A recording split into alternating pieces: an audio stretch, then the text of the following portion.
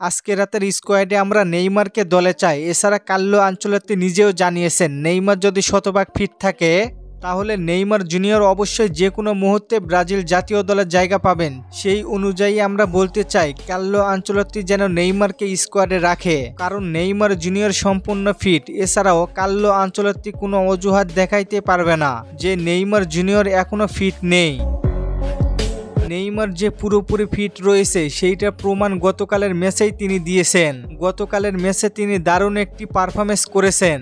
Neymar সম্পূর্ণ 90 minute না খেললেও তিনি মাঠে নিজেকে প্রমাণ করেছে। নেইমার যতক্ষণ মাঠে থাকবেন ততক্ষণ মাঠে আলো ছড়াবেন তিনি। আর নেইমার কি জিনিস কার্লো আনচেলত্তি এবং ব্রাজিলের প্রত্যেক প্লেয়ারই জানেন নেইমারকে ব্রাজিল দলে কেন লাগবে। বিশ্বকাপ শুরু হতে আর বেশি দিন নেই, আর নেইমারকে নিয়ে যদি কার্লো আনচেলত্তির প্ল্যান থাকে তাহলে এইটা হচ্ছে পারফেক্ট সময়।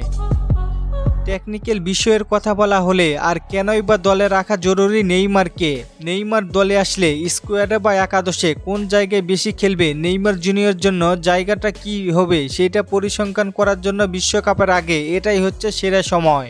বিশ্বকাপের আগে আর মাত্র 4টি ম্যাচ রয়েছে ব্রাজিলের। এই 4 ম্যাচে নেইমার জুনিয়র ও কার্লো আনচেলত্তি যে বন্ডিং, সেই বন্ডিংটা দেখতে চাই। সেই অনুযায়ী বিশ্বকাপের কথা চিন্তা করলে এখনই দরকার নেইমারকে।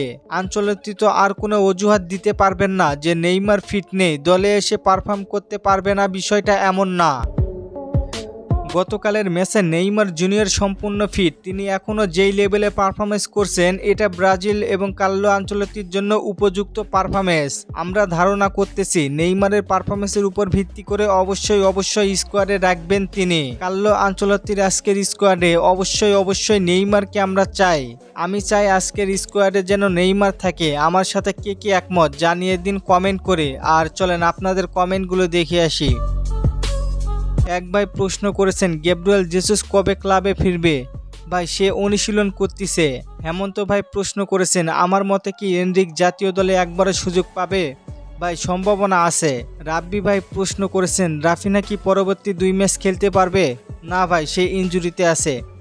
ধন্যবাদ সবাইকে প্রশ্ন করার জন্য। আর ফুটবলকে নিয়ে নতুন কোনো প্রশ্ন থাকলে করতে পারেন, পরবর্তী ভিডিওতে রিপ্লাই করব।